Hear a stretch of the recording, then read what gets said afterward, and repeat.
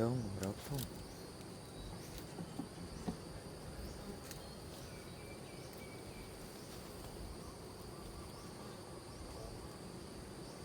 Hạt chết này.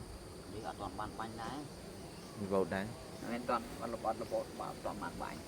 Cái ngon rồi. Nó lợt với tránh. Do ở nó chẳng ấy. Lợt ở nó. À không thì. Gì cốt. Thế